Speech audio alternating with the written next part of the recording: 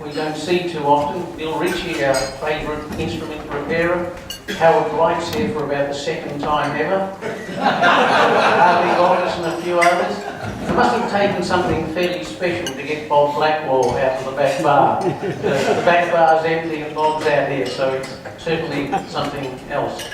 And it's good to see so many of our Speedway friends here tonight. We hope you all enjoy yourself. Now, if everybody hasn't purchased a raffle ticket yet, I'm hoping you will have. We've got two first prizes, signed photographs by John and by Peter Malloy, who was also rubbing on that little Brabham at the time. So if anyone hasn't got their raffle tickets, Bruce here will take your money. He'll fleece you and happily take your money. I'm not going to do too much of an intro about John at all, because if you don't know who John Harvey is, you're in the wrong place tonight. And without any further ado, we'll get John up here. Thank you.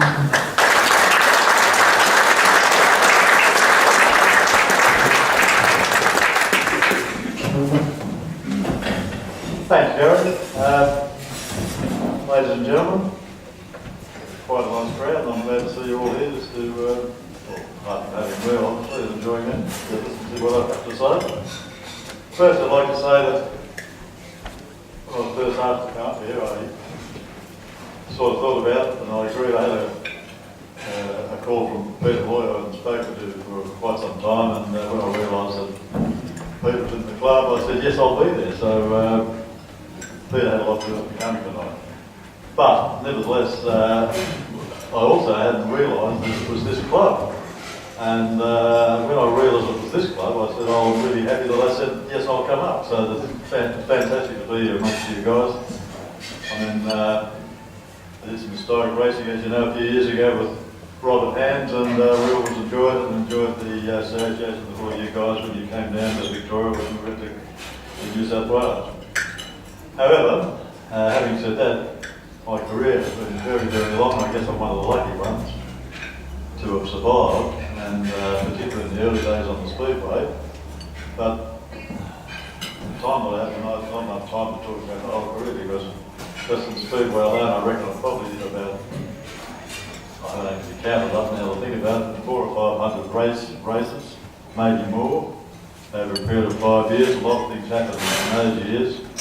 And equally, when I went into road racing, I did a lot of racing there, all over the place with different sorts of cars. It's just not enough time tonight to talk about them. So what I thought I would do is just maybe touch on the early days, particularly at Speedway, a few little stories and things that happened there, and then when I moved into road racing with Peter Malloy, not only my mechanic, but probably more of a mentor, and trying to slow me down because he thought I was going too fast.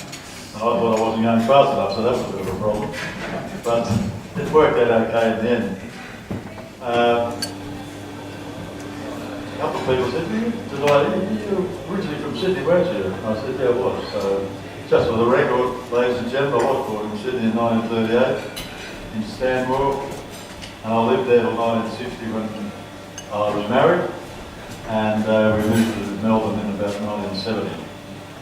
Originally only for a couple of years, but things developed while we were down there, and the children started growing up, and they had made a lot of friends while they were down there. And after a couple of years after that, when it was really time to come back to Sydney, we decided we liked it there in Melbourne and stayed. So there you go. I've actually lived in Melbourne now longer than when I was in Sydney. Anyway, back to the origins of my motor racing career. I worked as an apprentice at a place in Parramatta Road, called HW Crouch, who were importers of Vettel and Diamond T and Seddon trucks. And they used to sell them in different sizes to do different sorts of jobs, which meant that the mechanics there used to change the wheelbase, had dual drive wheels, and for different activities. And of course they got the apprentices to do most of that sort of work, which was just dismantling the whole chassis and making up big steel plates to go on the chassis, and then extending the wheelbase to whatever it had to be, and then tacking them on and then riveting the whole lot back together. So it was really hard work. But anyway, that was my origins here. But after that, my father and I had a service station on Harvey Road. And at the time I was pretty interested in motor racing. And I got a job working for a friend of mine, helping him on a car for a couple of nights a week, and then was a weekend and then accompanied him to the races at the Sydney Showground. And one of the drivers he had was a guy called Merv Ward. This was in about 1956, I think this was. Merv was driving the car, and we were in the process of building a new car. And Merv came in one afternoon and said to Don and I, Don Murray owned the car, and Merv was driving it. He said, I've got a little 11-wheel race car with a rear engine with a motorbike engine in it. And he said, I've also got a Berkeley sports car. Does anyone remember the Berkeley sports car? Yes. 650 5-speed fit engine or something? Yeah. They had a little factory just down past Union College. Where the bloke had them down there. I went down there once and lived far from there and saw them. But anyway. So anyway, we said, Don said, yeah, we'll go up there and tow one of the cars and look after the work. So up I went, and that was my second business. That was 56, I've been there in 55 as a spectator. This was my first opportunity to go there and look at the cars in the pits, which impressed me. But anyway, when we got there, I looked at this open wheeler, and it's amazing. You know, I'll just tell you why it's amazing. So amazing tonight. But I said to Don, I said, what sort of car is it? He said, like a bike. So I asked Merv Ward, and I said, what sort of car is this? He said, like a bike. He said, some bloke owned it, and he bought it off the bloke who built it himself. I said, oh, okay. Excuse me. Anyway, it turned out it was, we found these letters on the car that said RALT. I asked her, what's RALT? He said, like a bike. It just turns out wrong there tonight, but I remembered that when the story when he walked in, so there you were, you weren't always right wrong. So anyway, that was great. Not long after that, Merv Ward in the Speedway car had a big accident at Windsor Speedway and got caught up in somebody else's accident. The car went over and he got thrown out of the car and landed deep on the track, but really didn't hurt himself. Bit of skin off and stuff like that, and he basically retired from Speedway on the spot. And so Don and I got to work and finish off the new car, and the driver was a guy called Len Brock, who years later was known quite well in Speedway circles as what do you call him, a character, probably a genius character, you can have that. He was fun to be with sometimes. And anyway, the reason I mentioned him is that I got to know him, he had a car that he bought, which somebody had been hurt in or even killed him after the track had consumed, but I didn't know that once they had a track had consumed, so we didn't know what they did. So anyway, the car had been damaged, and he knew that I was interested in having a drive, so he said, look, I've got this car, he said, and he said, it needs a little bit of work going on. He said, if you want to repair it and get it running, he said, you can drive it Windsor Speedway for about six meetings. He said, then I want to sell it. I thought it was pretty good, I'll do that. So that's really how I got my first start. But I'd heard stories that the car was a mess and that nothing had been done on it. So when I went up there to have a look at it for the first time, it was actually sitting on its wheels, the engine was in it, the front and rear end was in it, so somebody had been doing some work on it. And so I really had to finish it off and get it running, mount carburetors on it and stuff, so I did all that. And did those 6 races, won my first race, which was pure luck, but anyway, I won it. And the last race of the 6th week that I drove the car, there was a slight incident I got involved in, just made a little bit of damage in the car, broke one of the, or bent one of the radius rods. Had it been a heat race earlier in the day, we could have prepared it in about half an hour and run in the feature race. So it was pretty no big deal. Len was happy, the car was sold and made profit and all that sort of stuff. And so I thought, well, luckily, I thought I would pick up a drive there. Someone would have picked me up for a regular drive at the Sydney Showground in 1958. Well, it didn't happen. No one rang me. Say, what's in the drive? But I tell you what, I did receive one invitation right at that time, just August 56, and an offer I just couldn't receive. And it was from the federal government, and it was for national service for 3 months. that couldn't pay for the season anyway. So I did that and got out of that. And in December, went back to helping Don Murray on the car and thought it was all over. I mentioned earlier my father had taken over a service station. I joined him in the service station and I took him out of the army. And I was in there one day working away, and one of our regular customers, a guy called Tim Devonshire, called in, and his father had a huge car repair business and panel beating shop and so on, and very successful business. But the other thing they had was a lovely car which had been imported from the US, 21 car, had been imported from the US a long, long time ago.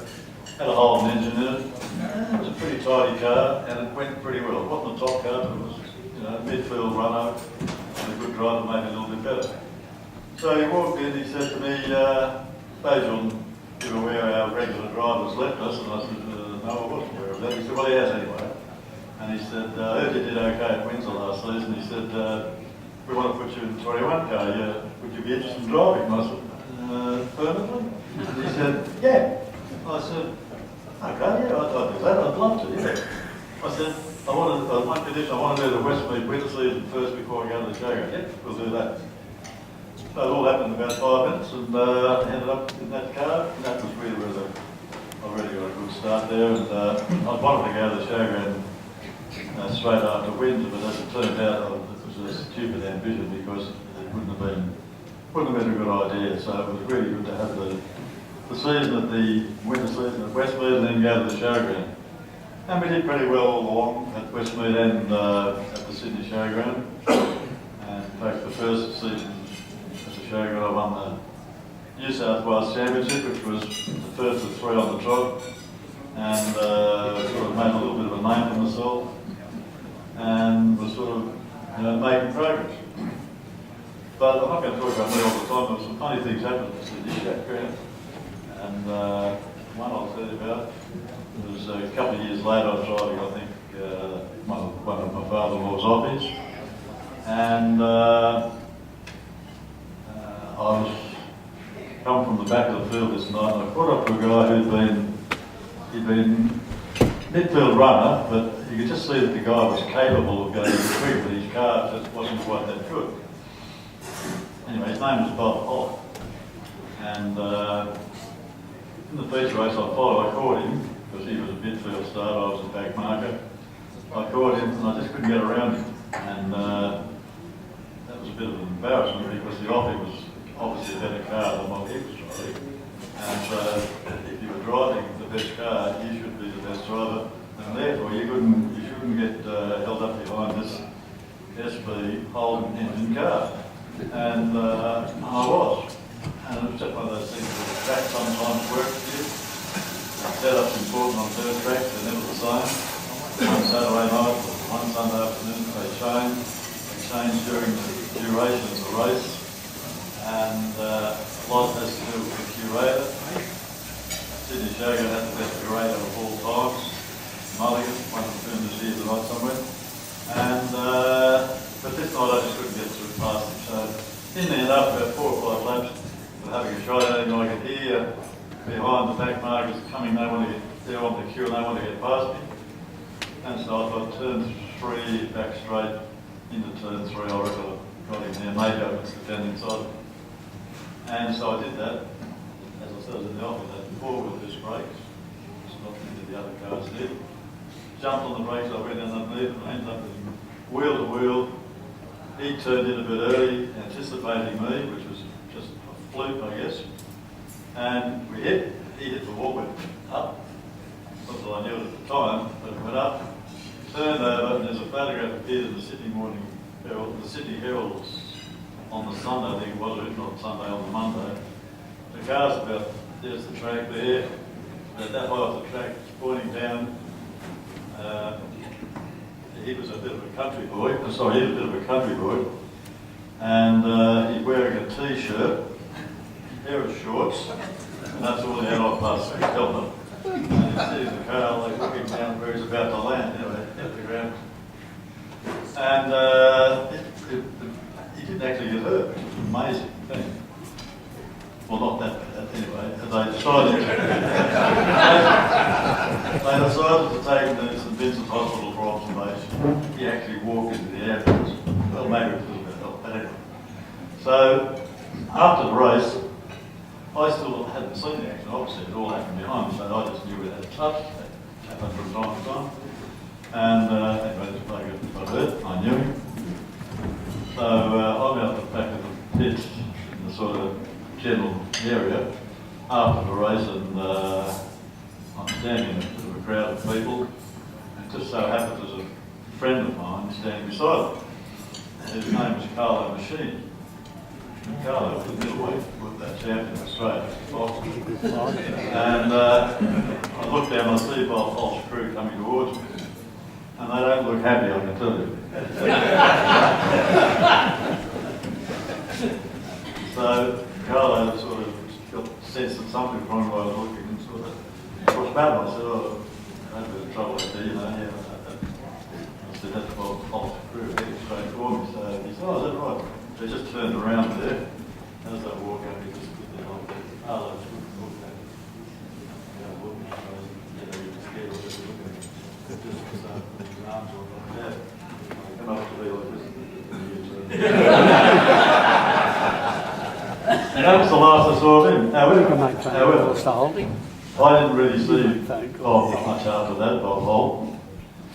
But if you want to fast forward now to 1987, and that was 1964, I'm on the side of the road in Darwin, in Northern Territory, with the General Motors Sun Racer, which was a car which was built for the first solar car race in the world, which was held between Darwin and Adelaide in 1987.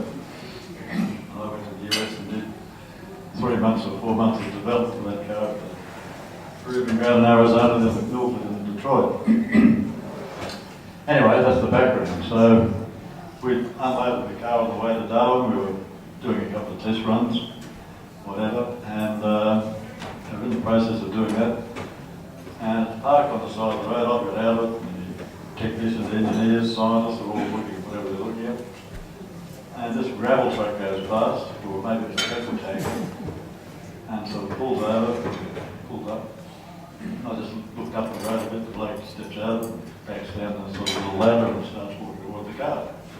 I'm leaning over, he comes up behind me and said, "Is this one of those solar cars?" And I said, "Yeah, it's going to be the race starts next week," whatever it was. I looked around, looked at him, and I said, "You're Bob Holt." He said, "You're John Harvey." First time we've played it since that night in 1964 when it was 63. So I said, "Mate, before I tell you about the sun race, forget that, come over, I want to talk." And so we walked over and I said, "Mate, I just want to talk about that act." I said, "It's been on my mind all that time." He said, "No, I was going to say." And I said, "No, you don't."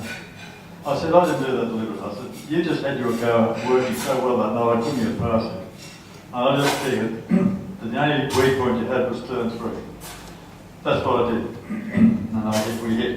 He said, "It was funny you say that." He said, "I knew you were there." He said, "I didn't know it was you." I said, "I knew it was one of the offies." He said, "I knew they were going to have a go at me." He said, "I knew my only weak point was turn 3. And he said, "I just happened to choose that lap." And I said, "That's the same lap that I chose, and that's why you went up there." You know, who cares? So, very funny story, with a happy ending. So, anyway, I did have a lot of success on the speedway, and I was pretty lucky. I had a couple of crashes. There was a guy by the name of Dallas James. He actually became the doorman on the pit gates many years after he retired. And the trouble was, when he retired, I forget when that was, it should have been 20 years before, because he was way out of his depth, he was hopeless, and he actually did cause one serious accident which cost the bloke his life one night at the showground. But before that, I was leading a feature race at the Westmead Half Mile, about 59, I think it was, in 13-car build, and I came up to the start, the finish line. I think I won about 8 or 9 or 6 or something like that, straight feature race. The car and myself were just off at Westmead that year. It just worked beautifully on the track. Anyway, I'm coming up to the off turn 4 to take the ticket for the feature race. And there's this car. I've seen it at Lapis day before, and I'm thinking, I'm not, I guess it's take before the line, or am I going to have to? Anyway, as it turned out, I was going to catch it. As I come off turn 4, the flagman with the checkered flag comes out to wave the flag to the leader. If there was a slower car on the track at some stage, they would do this bit here, like, come down to the inside of the track, come down. And so that's what happened. And I figured Dallas would have seen this signal, seemed like he was looking at him. So I kept on the throttle to finish the race, because I had a good run, got through early from the back of the field I started to the front. In the first 3 or 4 laps, just had a really good run in the traffic, had a fairly clear run all the way through the race. And I'm thinking, oh, I might break the 10-lap record here, or the 20-lap record, whatever it was. And so I'm on the throttle. I see the signals. Anyway, Dallas James, instead of going left, down left, to get the faster car, he decides to come up track. Next thing, I'm up over his back wheel. I'm on the top of the fence. I can see this looking down at the spectators. Hit something, spun around, landed on his tail, and then flung the front end in and spun off the track. And I thought, gee, I might have won that in the air. But Norm Rogers, who was also the judge, in fact, said, they didn't win it, you're still behind him. And I said, no, it wasn't. Anyway, I was second. So that was just too bad, I suppose. But the car was wrecked, and it, well, not wrecked, it broke the bed, the rear axle. And it was a chrome Olympian axle, which my father-in-law, or my soon-to-be father-in-law, who owned the car, wouldn't run for the normal axle. So he said, no, really get the price up in the US. He couldn't get that particular size at the time in Australia, or in Sydney, so we had to wait a few weeks. But we then had to repair the car after the shunt. And the 13 car was unique. You've all got different motor cars and racing cars here, and you'll understand that this thing had, it was a rail chassis, rail section chassis. The whole car was bolted together. The cross members were bolted to the longitudinal chassis rails. The bracket that held the steering box in was bolted onto the chassis. The brackets held the radius rods with a spring on them. Nothing was well, everything was bolted on the car, so you pull it apart. That was about the biggest advantage. You pull the whole car apart, repair all these bits and pieces, straighten it out, and just bolt the whole lot together again. And from that point of view, it was quite neat. But I often thought about it, why did they do that? And I'm not really sure what the reason was, but maybe there wasn't welding technology in those days when that car was built. It must have been an early or late 40s car. But anyway, it was a great car with the chassis length it was, on the little skinny tyres we used to use in those days. It won an awful lot of races, both at the City Showground and in Westmead. But that was just one that it didn't. That escaped us that day. So, I suppose there's lots of other things I could talk about in Speedway, but I think I better move on because we're going to have a question time as well. So I'll move on to road racing. And that came about through the guy I was working for was a place an establishment in Firedock on Cromer Road in Toronto Sports Car World. One was a very flamboyant type, a very smart operator, very, very smart businessman. And he'd never been to the Speedway or do any motor racing in his life. Wasn't interested, but he had a friend who had a similar business in Queensland by the name of Blair Shepherd. And they used to buy cars of one another. Sometimes there'd be some cars that were selling in Queensland very well, and they would in Sydney and vice versa. So they were friends. And I met Blair through my racing and knew him pretty well. And actually, I'd had Don Mackay sponsor the Aussie when I first started working with him. He was a sponsor on the Aussie. And he went out there one night. I was racing, not the very first night. He went out one night. He couldn't believe it. There was a lot of carnages that night, crashes and the solos and the sidecars and the speed cars and so on. And on the Sunday, I got into work and he said, "My God," he said, "I can't believe you drive those cars at the speed." He said, "That is the most horrific thing I've ever seen, all those crashes and the carnage. What's going on here?" And he said, "I'll tell you what." He said, "I'll tell you what, right now. You give up that speed bike, I'll buy you a car if you want to go road racing." I said, "I want to go road racing." He said, "I'll buy you a car." So I said, "Wow, I couldn't believe my life." So he said to me, "Well, what sort of car would I?" I said, "Wait a minute." I said, "I've got some commitments." I said, I think I'll finish the season. When I finish the season, which is March next year, I said, "We'll have time to think about it, we'll buy a car." He said, "Okay." Well, let me think about that for a couple of weeks. He wanted to stop right away. So anyway, the following weekend, I go to the showground and there was an incident which I was blamed for. With the skirmish with a few cars. Just as it all happened, I went past and the house lights came on. I knew there'd been a shunt because the house lights came on, so I rolled around for the start line. The pit area, which is the normal procedure. You stop there, wait until they've cleaned up the wreckage or whatever, and you get on with the race.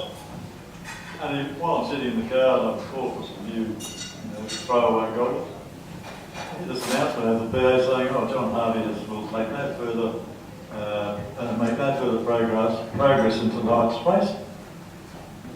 I didn't get a sense you're out of the race. They blamed me for that crash. So I got out of the car, walked over to the start-finish line to see the chief steward, whose name was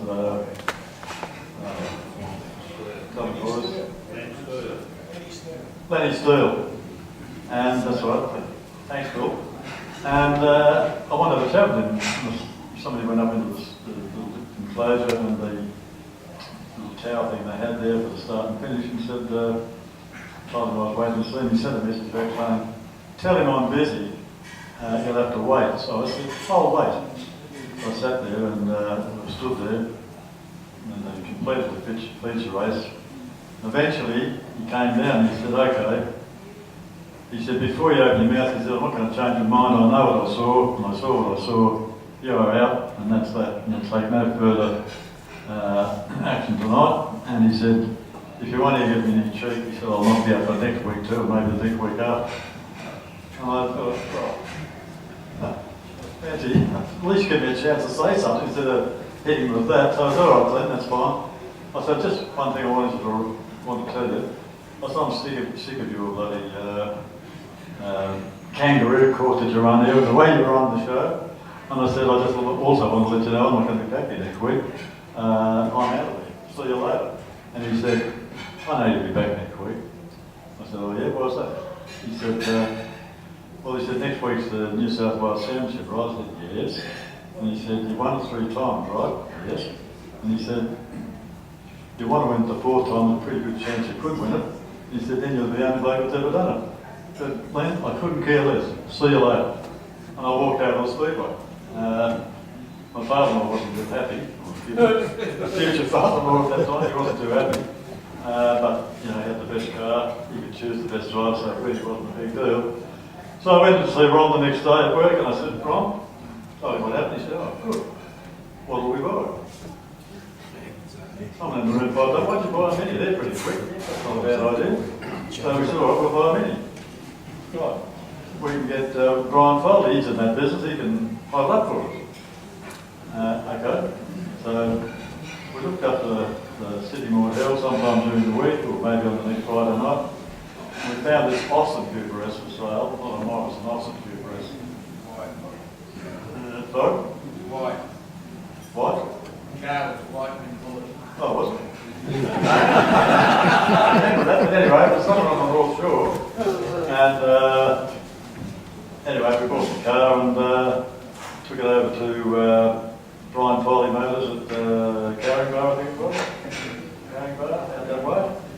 And Peter Moore was working there. So when we went over, that's what we rang first, and Ron said, "You've always got to make an impression." I said, "Yeah." He said, "Oh, absolutely." He said, "We're going to take this race car over to Foley Motors." He said, "We see that Chevy over there, that Chevy, whatever it was, convertible, it's got a tow bar, put the trailer on the back of that car, similar on the legs over and that." He said, "I'm going to drive this 230SL Benz, and you can drive that E-Type."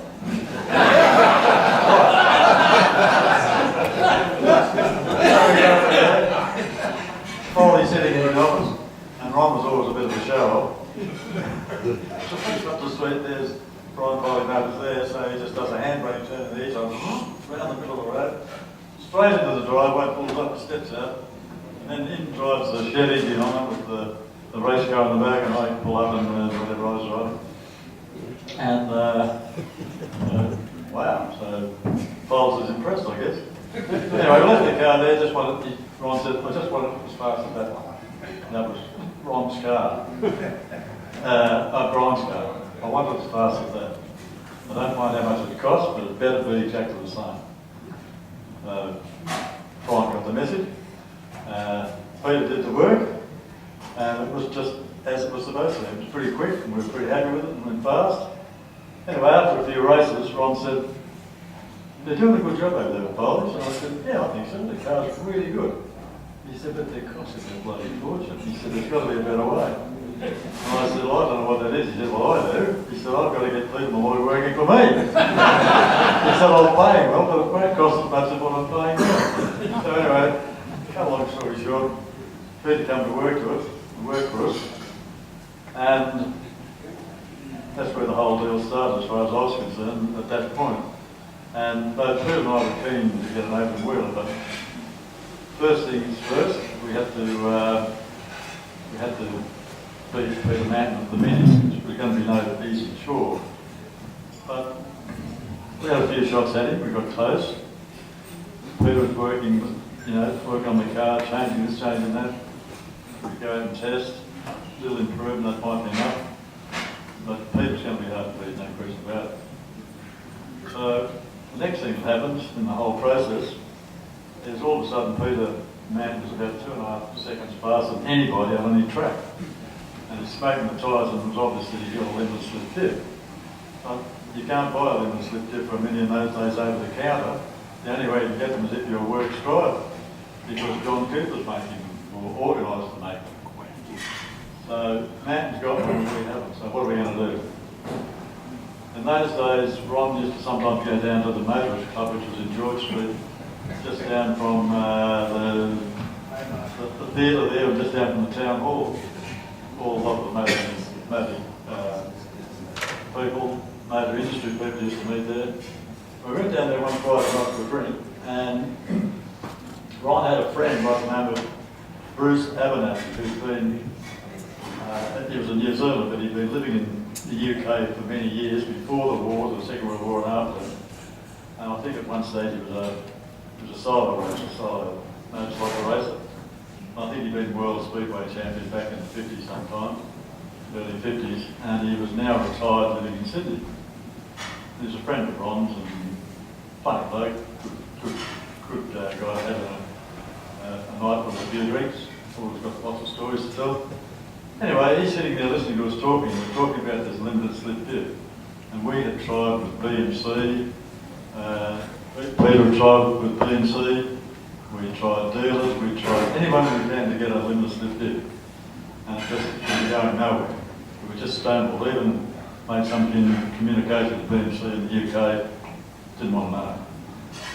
So, Bruce Abernathy's listening to all this, he said to Ron, you're talking about John Cooper. He said, I know John Cooper, he's a good mate of mine. And Ron said, yeah, kept talking. And then Bruce Abernathy interrupted him. He said, listen, I'm not joking, he is a good mate of mine. He said, I know him. And Ron said, you're just a lying drunk, shut up. He He said, I know I'm a lying drunk, but he said, in this case, I'm not. He said, I know. And Ron said, all right, I'll tell you what. He said, I'll book a phone call, which in those days you had to go to the reception, give them the number, give them money, all that sort of stuff. Then they'd call you when the phone call comes through, or bring the phone down, put the phone one or the other. So Ron says, all right, I'll book a call. We'll see how smart you are. And so he does that. Eventually the call comes through about 15, 20 minutes later. And Ron gives him the phone. John, is that you? He said, yeah, it's Bruce. Bruce who? Bruce Abernathy. Oh, Bruce, how are you? And so the conversation went from there. We're there listening. And John kept saying, mate, how are you? I haven't seen you for years. Where the hell are you? Why aren't you happy? Anyway, they talked about old times and blah, blah, blah. Anyway, then Bruce eventually got around the point. He said, listen, the reason I'm ringing you, apart from being my mate, he said, I want to live and slip diff from a mate who races a car here in Australia. And I said, oh, geez, I can't do that, mate. He said, God, the BMC were just what? He said, you know, that's quality. Oh, no, it's impossible. He said, only for the works team. So Bruce then said, listen, mate, I don't care about the works teams and all that. Remember that time that you and I did? I do remember that. Yeah, well, he said, I wouldn't tell anybody. He said, this. John kept saying, no, you wouldn't talk about that, would you?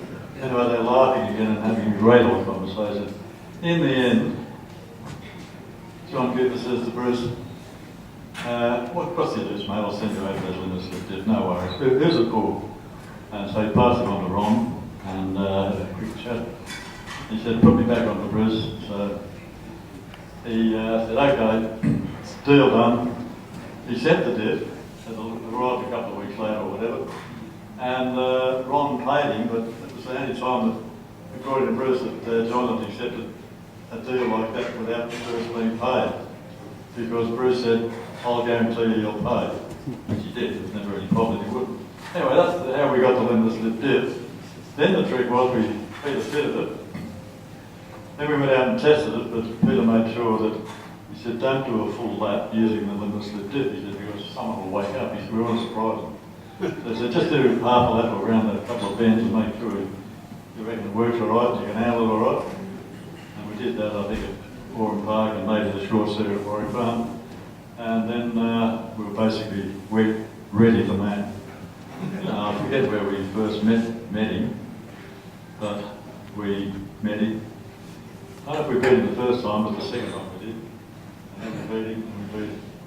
And in fact, the last time was at Warwick Farm, and he was trying to beat my time in practice or qualifying. He had that bad crash going onto the main straight and rolled it over, and I think he was out of the race meeting that weekend. But so that was the start of things. We really were getting on top of the mini then. We said to Ron, I said to Ron, I want to open Wheeler, and Ron always wanted to dangle a carrot in front of him, so he said to me, we had a race meeting coming up at Sandown, where we thought Peter Matt would be able with the Neptune team. But anyway, Ron said, you go down there, win that race at Sandown, that's his home ground. He said, I'll buy you a grape. I said, right, deal done. We load up, we go down the job. When we get there, we find out, and I might add, the communication wasn't like it is today, like television on everything. And when we get there, we find out that the Neptune team, including Peter, had gone to Perth on behalf of Neptune or Shell for some big promotion and a race meeting at Wanneroo Park. So there's no Peter Mountain there. So, oh, well, we can win the race. What we had to do was win the race and lower Peter Mountain's lap record, and that way, that would have been wrong. We would have won anyway if he'd been there. And so that's what we did. We won the race, beat the lap record. I rang Ron that night from Melbourne, said, listen, we've won the race, broke the record. You know, Mountain was in Perth, but it doesn't matter. Yep, that's fair enough. Okay, come home, we'll buy that road. And that's what we did. There might have been a few other details, but it's basically the way through. And we ordered the bread. And then I think there was a problem in the UK with strikes and all sorts of drums or crate or something. And Ron was talking with Dib Stubble at a meeting, and Dib Stubble said to Ron, after hearing his story about the Harvey and Elephant strike, he said, well, I've got one exactly the same, the BT14, that's, the same style of car. He says, for sale. And Ron said, I've already paid the deposit to Bradman. And Sewell said, well, it doesn't matter, I've got an account with Jack and arranged, I've got lots of cars off it. I'll send you my car, less whatever you paid to Jack, and there'll be no problem. So that sounds a pretty good deal. So once again, Ron's not sure. He wants time to think about it. He doesn't want to be too keen or look too keen. So by the stage where we've called her, we've gone down to call her. This conversation took place at the race meeting at Call. And Peter and I are there, and he wanted to see Silver's car run. So I remember saying, we're not saying he had the Mini there. Must have then he had both the 2.5 litre car and the 1.5 litre car. So Fred and I decided we won't take him down to watch the race, the 1.5 litre car, because people probably win it still, but there is a bit of stiff opposition. But with the 2.5 litre car, there's no opposition. It's painted the same colour, number 6, all won't make a difference. And that's what we did. I was in the tent, they used to smoke every drink, whatever the shell tent, and at the beers we come down, no problem. Dib's about to start in that car, we're instant flying. Oh, okay, up on the hill, flag drops, stills down there, and 3 seconds to lead in the first turn, and leads up the back straight and wins the race. And so Dib comes back, Ron's gone down to the tent by this stage, a big marquee. Dib drives in beside in his little tent beside this marquee. Ron goes over and shakes his hand. That was fantastic. He said, I'll buy that car.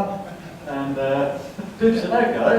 But Dib didn't realise that, he realised Ron didn't know which car was here, which car was which. He knew that he was pointing to this one. He didn't mean that one, he meant that one. I actually meant that one, but didn't know he meant that. Anyway, so we got the car, that's how we got the 1.5 forever. And we Peter and I was just laughing our heads off all around. But anyway, whilst I've still got a bit of time here before you ask a few questions.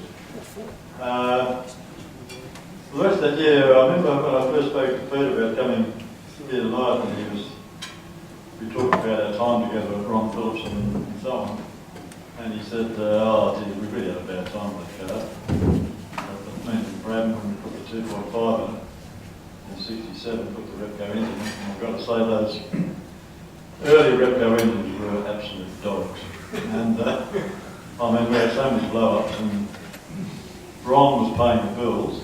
And whilst he paid for the first Repco engine, which was very expensive, I remember him telling me once towards the end that he never had to spend another cent with Repco. Everything they did after that, he never got an invoice for it. I mean, I think we had about 3 or 4 engines and we used, and they blew up and all sorts of things went wrong with them. And I mean, some of the other problem, Repco's own fault. But that was a dog, but I do remember saying to Peter, but hang on, we actually won a race in that BT14 with the Repco V8 at 2.5, and we've been racing for a while. We went to Oran Park for the Angus and Kirk Diamond Trophy race, which was probably a 15 or 20 lapper. Another 2.5 litre cars there, Leo was there. And I said, I won the race. And I said, not only did we win the race, we set a new outright lane record. And Peter said, I can't remember that. I said, we did. But we also won some other races. I mean, in the time I was with Peter, which was, I forget the exact months, in 65 and at the end, but it would have been 2 plus 3 or 4 months, or 6 months, 2.5 years maybe. Not a lot of time. But we won, first of all, the 1965 EJ Plowman season point score at Oran Park. The season point score. Most of which was in the mini, but we had to grab them just toward the end, probably picked up a few points for that. But that was nice to pick up the trophy like that in our first year together.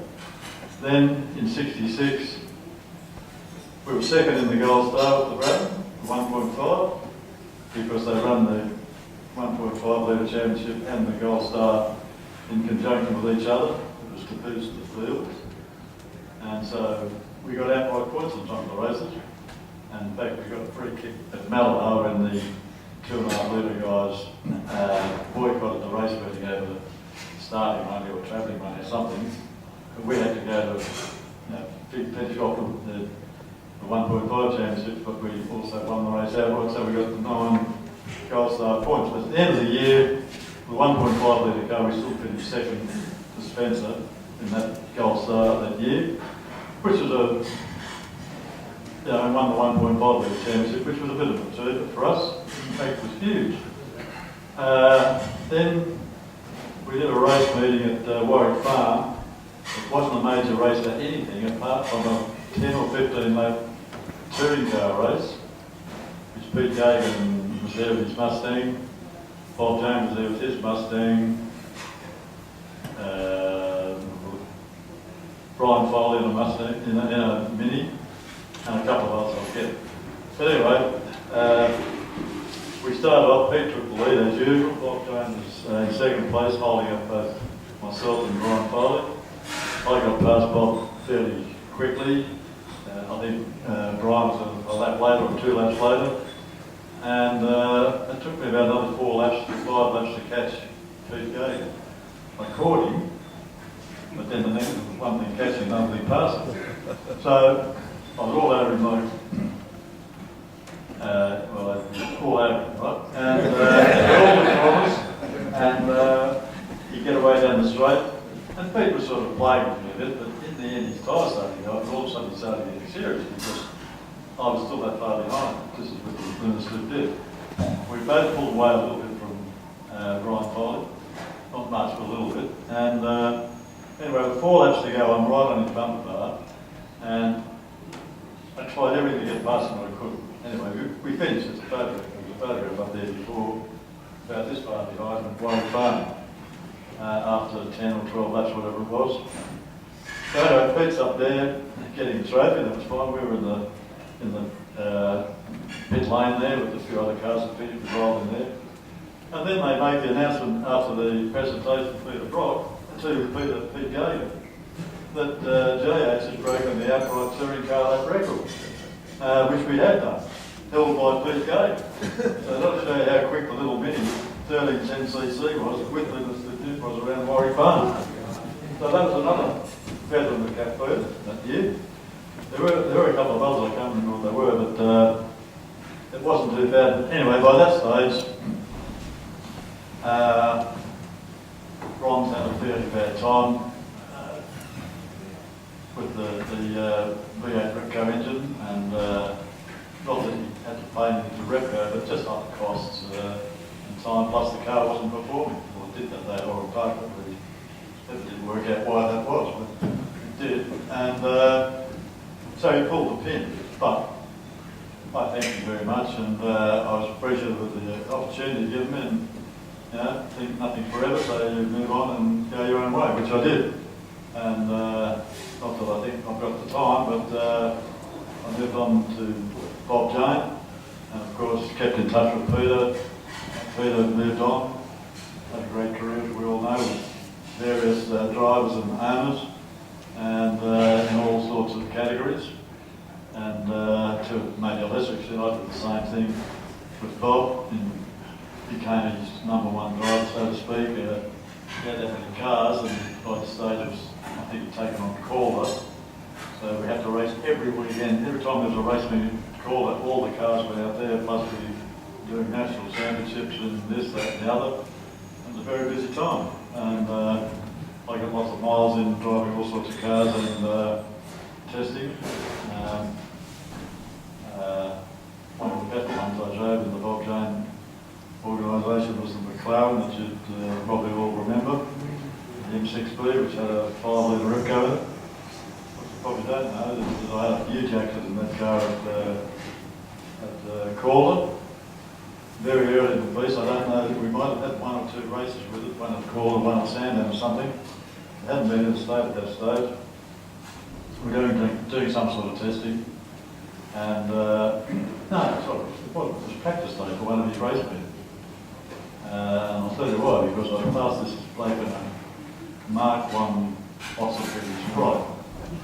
So, you know, obviously, one of those races where there's just everybody was in it. And that was on the original circuit, only about a mile and a half per lap.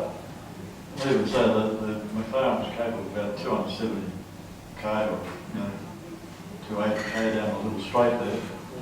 And this particular lap went down the straight in the McLaren. And there's a Mark 1 Austin very Sprite ahead of me. And I know I'm going to pass him very soon. So I went down the inside, and just about as I got to level with him, wherever he was on the track with my braking foot, so off the throttle, onto the brakes, and as I come off the throttle, I heard something go bang in the back, and I thought, this is going to hurt. It just went left and went speared off the bitumen onto the grass, and I had 2 rows of armco, and it hurt, and it hit big time at about a 40-degree angle. Both the front part of the bodywork was only 2. The centre section was just the doors. The back and the front section, including the guards, just got in the wind up and down. And the guys from the pit said afterwards that they thought the car had hit the armco and then somersaulted over in the crowd area.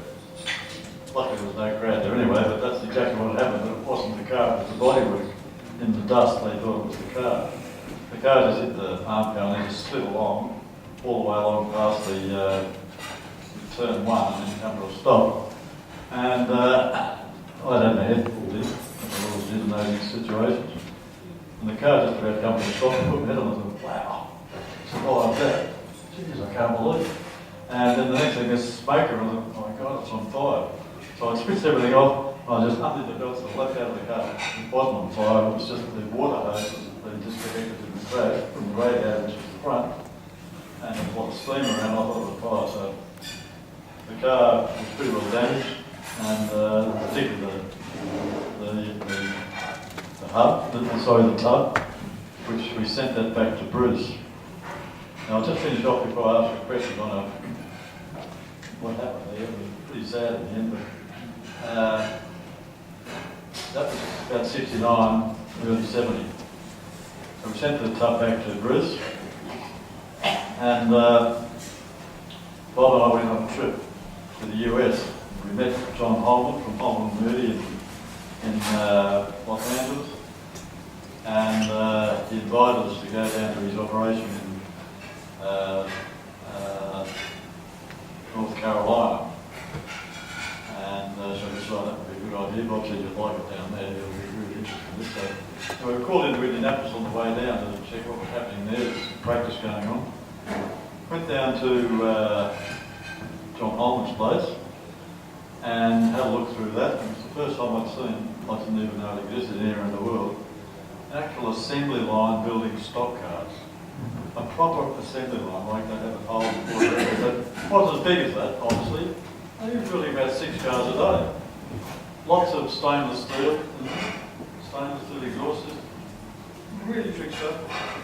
Assembly line, 6 cars a day. That's how big that stock car business was. That was in 1970 in the US. Anyway, we left there after a day or so. Well, that's right. While we were there, we heard that Denny had crashed in Indianapolis whilst testing for the 500. And that he burnt himself. So Bob said, look, we're going to fly to England. He said, look, what we'll do, we'll head across the Midwest, we'll go to Indianapolis, we'll see Denny, so then we'll fly, try to jump on a flight and go to England. Right, let's do that.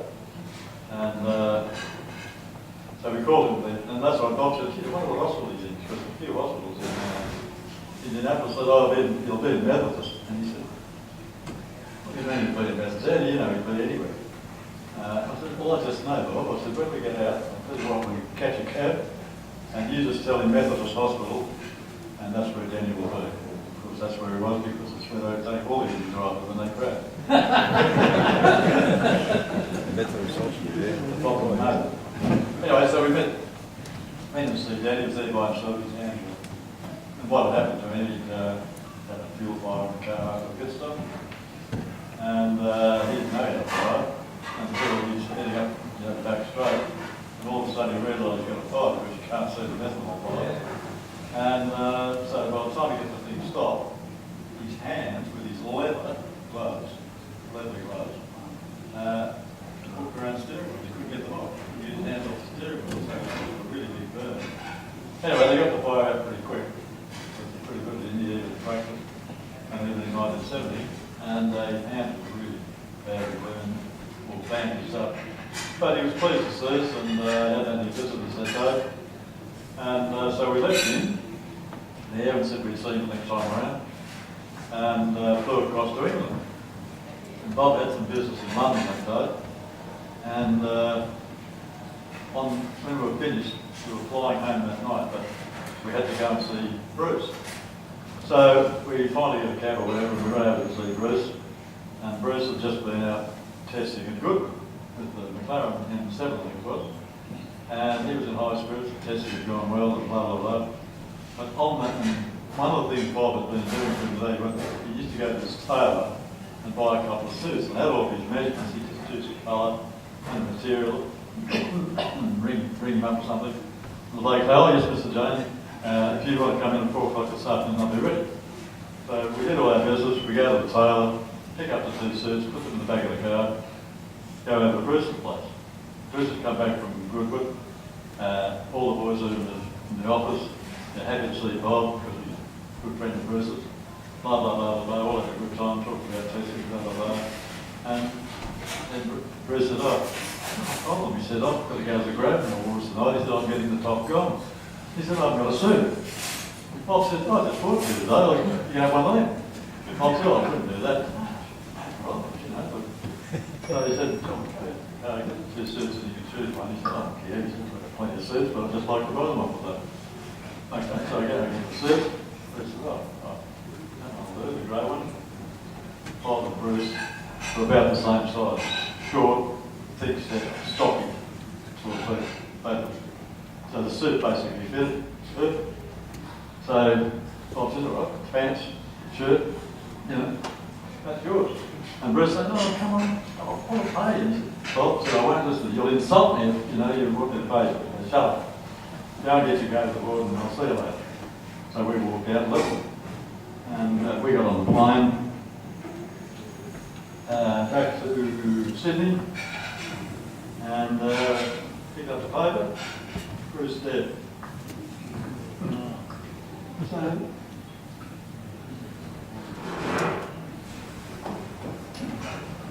that was a sad part of the trip. And I guess at this stage, I think I should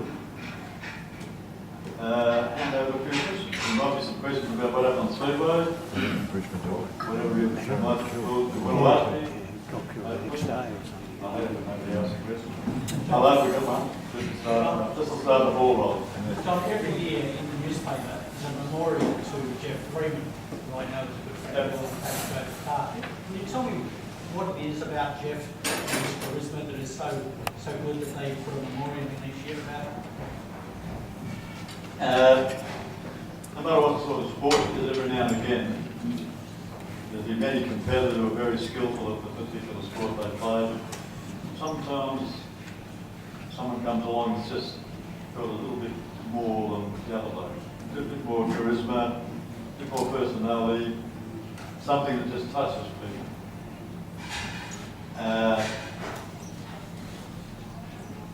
Jeff was one of those.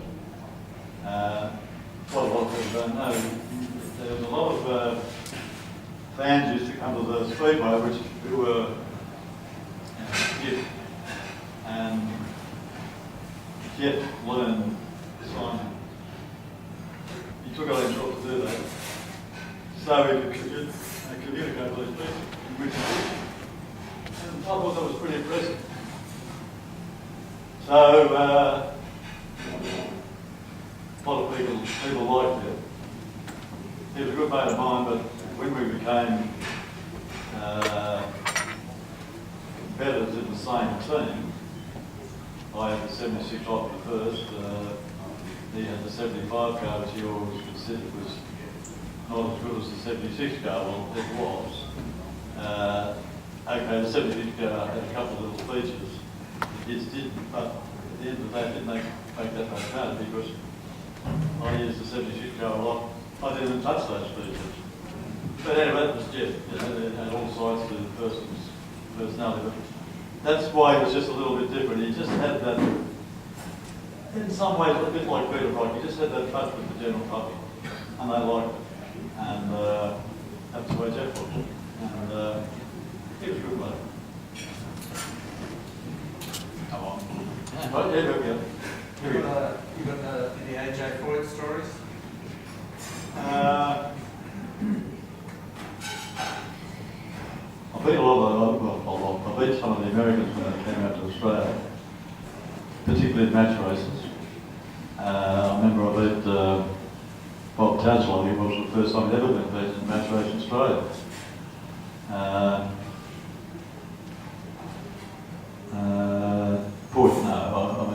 He didn't come out to Australia when I was racing. It was after Lightlift Speedway that Point came out here. But the Americans were great. And as I said, I beat Tattersall the first time ever. Do you know what a match race is, everyone? You do. Okay. I describe it as a gunfight at the OK Corral. Three-lap screamer. Versus a winner, second is nowhere. And so normally, for those of you who don't know, the match races were normally 3 two-lap sprints. And okay, the racing was pretty serious, obviously, but the tactics between the races was pretty important because before the start of the match races, they toss a coin and someone would be nominated to court, and if you won that, you started from pole in the first heat, which also gave you the pole position in the third heat because in the second heat you had to swap. Okay? It's just something I don't know if you remember or recognise in match racing. It was important to get a run into the first corner. To be first in the first corner was vital. But didn't mean that you couldn't be beaten if you led into the first corner. Sometimes you might make mistakes, sometimes you haven't read the track properly. A whole lot of what's the other bloke was better. You got a better ride around the outside, the inside, something like that. So you have to be careful, but certainly having pole position twice in 3 races was an advantage. And that's what happened to me that night, but unfortunately for Bob, I won all 3. And not only was it the first time that Bob had been beaten in Australia, it was the first time he'd been beaten 3 times. So it brought the house down at the Sydney Showground that night, and I think, I'll tell you one other thing about it, I was supposed to do it in my 13 car, but at the last minute, 10 minutes before we were called out for the form-up for the race, something was wrong. My father-in-law said to me, John, take the 65 car, which was the car my mate Peter Johnson was driving. And I didn't like the car because the seating position didn't suit me. They had the steering wheel angle different, and I just never liked it. So I was, when I had the choice at the time, I took the 13 car. So anyway, I'll have to jump into this car, so I sit in. Anyway, who cares? You've got to go out and try and do what you can. So basically, if I got the job out the being uncomfortable with the car, I just drove the wheels off and won against Tattersall. And afterwards, he growled at me and said, "You'll never do that again." And he looked at the fireball at me, "You'll never do that again." I said, "No, I don't care. I've done it once, and that's all I have to do." I did see Bob later that same year in 1970, and I forget who he was screening for, helping one of his mates out in the car, and they were pretty busy. They had an engine failure or something, and he gave it that 15 minutes. We had a bit of a chat just at the back of Gasoline Alley there for a while, and he was pretty happy. It's nice to see him, and nice to somebody coming to say hello. And then I never saw him again, and he came back to the trade a few times, and unfortunately passed away. He was a good competitor, and the Americans were always very, very well behaved. When I say well behaved, I mean they went out and had a few drinks, some of them, and played a little bit, but they're always well behaved with the crowd, always very courteous to everybody. And I've always found them like that, and Bob's like that too, and so all. So we always enjoyed their company and enjoyed the racing at it. Talk about track changes during a night. What is a typical track change from the beginning, 8 o'clock at night or 10:30? No typical. Dirt tracks are governed by the weather in terms of whether it's a good track or bad track. If you've had a week of heavy rain, say in Sydney, sort of clears up on Friday, pretty good chance that you've got a good track. Curator goes out there and grades the track, and keeping in mind that in those days we were racing with Sydney dirt, not clay, like all the speed by these days for sprint cars. And and also in Speedway in those days, the curator had to prepare the track for the solo motorcycle, which was the first activity on the racetrack. Then they had the sidecars that went in the opposite direction to the solos, and then when they were finished, the midgets came on and they raced it. They used to grade in between each category and so on. So after that week, it just had some rain, and the curator obviously did a nice job here in Sydney. You had a good track, and that track would hold its moisture and its good, its speed for the cars, mainly for the duration of the race, whether it be 30 laps or 50 maybe, but maybe going off a little bit toward the end, but generally good track. However, if you had sunny weather, strong winds, no moisture, they've got to water the track. You never put enough water on the track to water the track compared to when it rains. Okay? You put as much water as you like, you can guarantee halfway through the feature or less, the track's going to get a bit dry out, up against the fence, it's dry, it's hard, you leave rubber on the road and on the track. You leave rubber mark because of this. Now the cars vary a little bit on that sort of surface and the changes, but not all cars do it at the same time. So when you're a driver, you should be aware of the track surface. You've got your car set up the best way you can. Dry track's not so bad because you can see better. Wet tracks are a problem because you get mud in your face. You have those tear-offs, or we had those tear-offs in those days, you keep throwing those our way. And then eventually you run out of them, and if you get filled in with dirt on the next one, you wipe that, and you've got to try and see through all that mess. Whereas dry track is not a problem. I had a system in there, and I could use a low screen for a dry night. We had a higher one for a heavy track, with a heavy track. But you had to be aware of it. But of course, when a driver became aware of that, that was one thing. But when you're travelling in a group of cars very, very close together, through turns 3 and 4 doing a race, you're up high on the track. Like you're looking at the fence which is there. Your car's like this, you've got a light on, and you're going through the turn, and the fence, you can just about touch it with your fingers. If you hit it, you've got a good chance of going end over end, boom, boom, boom. Plus you've got cars beside you. And some drivers, or depending on their car setup, didn't necessarily recognise the track going off a little bit at the same time as everybody else because it varied. So once you saw the sign that somebody working behind the steering wheel, or they turned in a bit earlier, or whatever, or the car was starting to run up the top and they were off the throttle ball, you could work out and sometimes that was me, that was happening too, and someone was taking advantage of that. So you had to learn all these things. You had to keep a sharp eye on the surface of the track.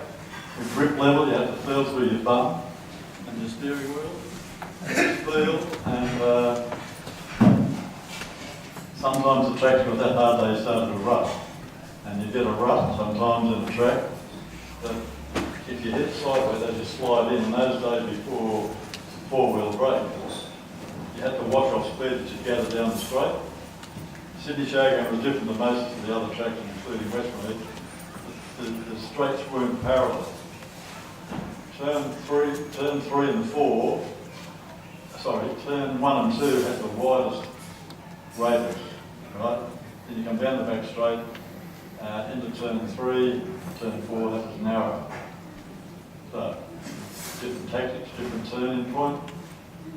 And the fastest part of the circuit was the end of this back straight going to turn 3, where you would wind up on the larger radius corner, you come down the straight into turn 3, that was very quick. Third of a mile, you work it out. When I left there, the lap record was 18.9 seconds. At the same time, Westmead on the half mile, it was about 23 seconds, 23 seconds as I recall. When I say full of dirt, the dirt crept in there and jammed. So, yeah, that was it. Right, that question. Peter? Why did you not track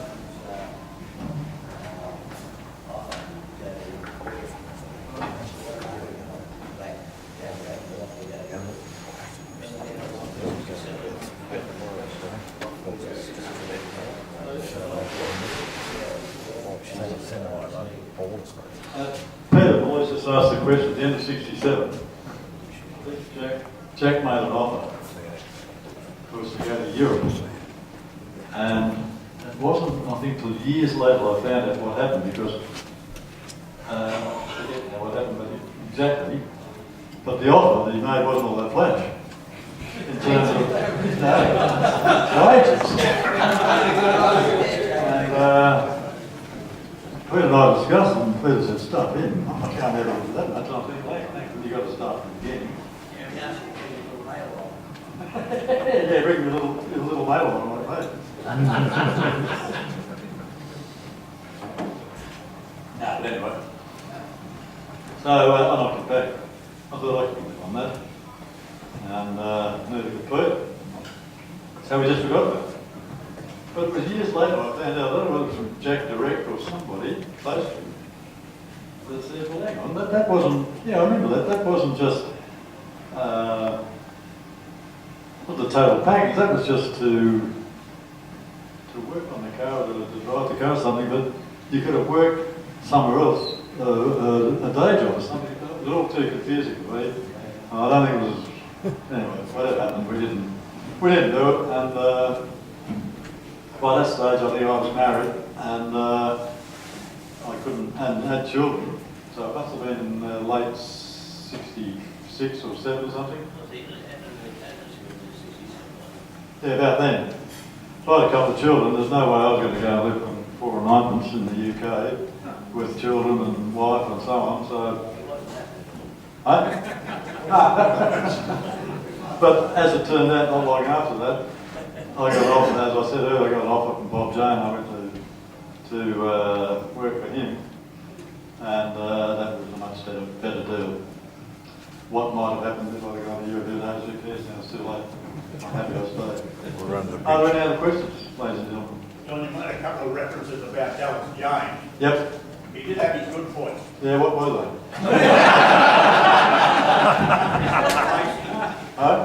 After he stopped racing, he was a lot of collecting money at the front gate.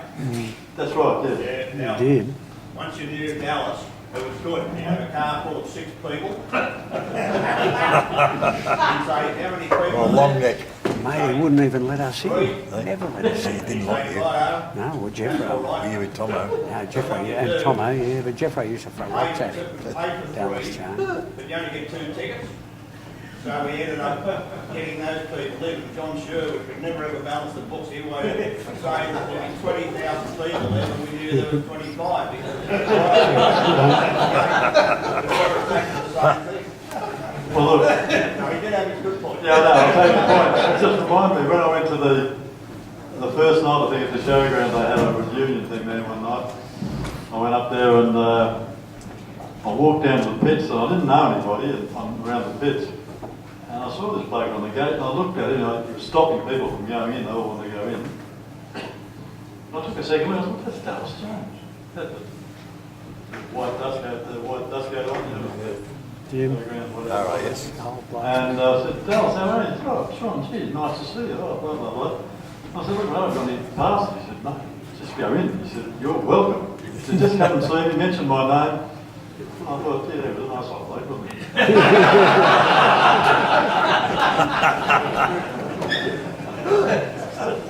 John, there weren't too many Holden drivers that beat the office, but I think Johnny Look, Johnny Silver's a very good mate of mine, very good mate. Like, we had a business together at one stage up in Bexley. We used to go around the bomb yards, and they might have an old Morris Minor there, or a Hilton Nicks or something that level of car, a couple $100. Needed painting, we give them a quote. We take them up to Joe Hill's service station. It was the guy that ran that the speedway car with the climax engine I drove once or twice. And give them a quick rub down, mask up the glass and the chrome and square the paint. They get $100 or $50 or something for the job. He's about half a dozen of those or more a week. And yeah, he was a good mate. All the way through our speedway career, we're all good friends, although the media beat it up a bit about us being enemies, like Jeff, myself, Stewie and a few others. And I suppose we blame Mike Raymond for that, but that's not being critical of Mike. I thought Mike did a fantastic job of turning the speedway around from blokes wearing old Boilermakers overalls and, you know, to wearing proper driving suits and putting some colour into the place and sprucing it all up. And anyway, back to Stewie. Yeah, wonderful bloke. In fact, he came down to see us a few years before he died, and he just had some time on his hands, and he just said he wanted to come down and see us, so he arrived and stayed a couple of days, and we went out and had dinner and talked about old times, and he went back, and it was a few years later he had a bit of an accident and had himself and died, which was really sad. I knew his mother very well, and it was a lovely lady, and Johnny Silver was a wild boy, but meeting his mother, you'd never think that she could have had such a wild son. Anyway. No, don't look too bad. You see more parts, that was my And so we did too, even though we were enemies on the racetrack. For the most part, we sometimes got a bit hot under the collar about incidents, had our fair say, but there was never any punches or anything like that. We all got over it and got on with life.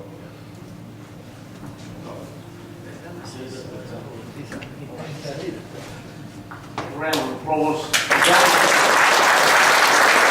I enjoyed that, buddy. Yeah, he got this on Dallas Jones. That's who got this on.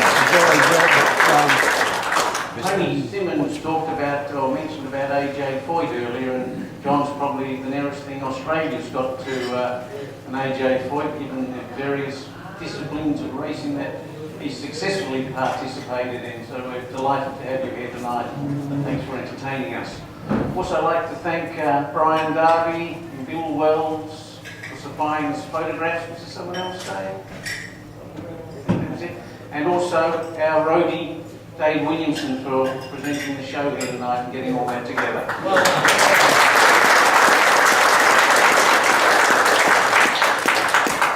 A couple of John Allicott's fabulous photos from Warwick Farm, wasn't it, John? Bathurst. Of John in the BT14. They're signed by both John and by Peter Malloy, and there go to the winners of the raffle, and nicely timed.